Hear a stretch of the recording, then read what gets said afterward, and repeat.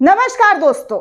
Iran Israel war में इस कदर तबाही मचा रखी है कि पूरी दुनिया की नजरें हटने का नाम ही नहीं ले रहा है। अब देखिए क्या हुआ है, किस तरीके से अमेरिका के एंटी बैलिस्टिक मिसाइल सिस्टम को पूरी तरीके से भेद दिया गया है। जी हाँ, खबरों की बात की जाए तो missile, ballistic missile, rockets, drone system, ये सब कुछ भेद दिए गए हैं, खत्म कर दिए जा रहे हैं। इतनी ताकत, इतनी शक्ति हिजबुल्लाह और ईरान के जरिए लगातार देखने सुनने को मिल रहा है।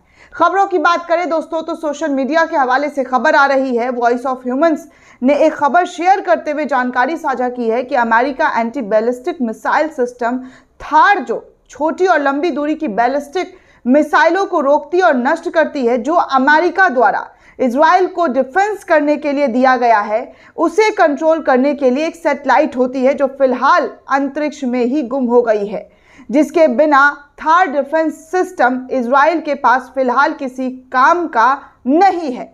ईरान को अब इससे अच्छा मौका नहीं मिल सकता है इजराइल पर हमला करने के लिए, क्योंकि जो अंतरिक्ष में गुम हो गई है, जो सैटेलाइट हुआ करती थी, जो इजराइल को सिक्योर करती थी, कोई भी हमला, किसी भी तरीके की जानकारी इजराइल तक पहुंचाती थी, वो अब अंतरिक्ष में जाकर गुम हो गई है, जिसको लेकर इजराइल पर और ज़्यादा खतरा मंडराता हुआ नजर आ रहा है।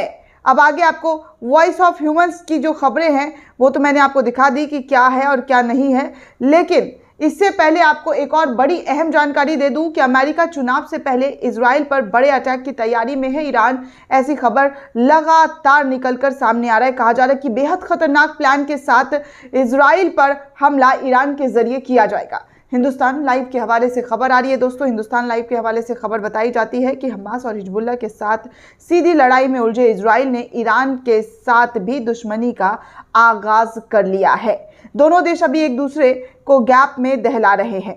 1 अक्टूबर को ईरान के हमले का जवाब इजराइल ने जो है अभी कुछ दिन पहले दिया था। उसके सैन्य ठिकानों पर जो है रॉकेट्स गिराए थे। तब से ईरान और इजराइल के बीच एक और टकराव की संभावना की जो खबरें हैं वो लगातार दिख रही है।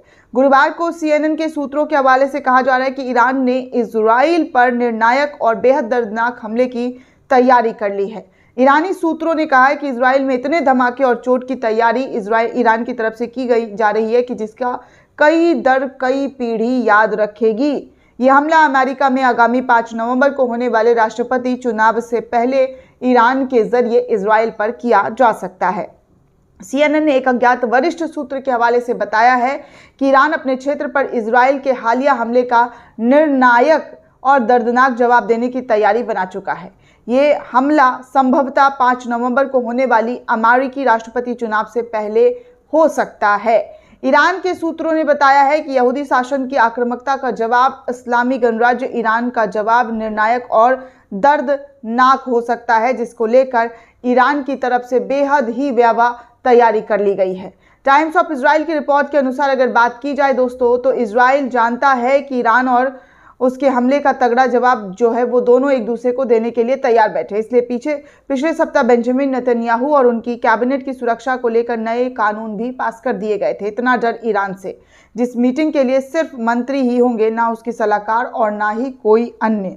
इसके अलावा मीटिंग में बंकरों की जो पूरी देखरेख है वो की जाएगी और किसी को भी हथियार रखने की अनुमति नहीं होगी। बीते दिनों नेतन्याहू के घर पर ड्रोन हमले के बाद इजराइल के शीर्ष अधिकारियों ने सुरक्षा बढ़ा दी। हालांकि इजराइल ने तेहरान को चेतावनी दी है दोस्तों कि उसके क्षेत्र पर किसी भी हमले का जवाब उससे कई ज़्यादा विनाशकारी तरीके से दिया जाएगा। लेकिन आपको बता दें कि ये सब हमला इस वक्त ईरान और इजराइल की तरफ से एक दूसरे को धमकियां और चेतावनी का जो सिलसिला है वो लगातार जारी है।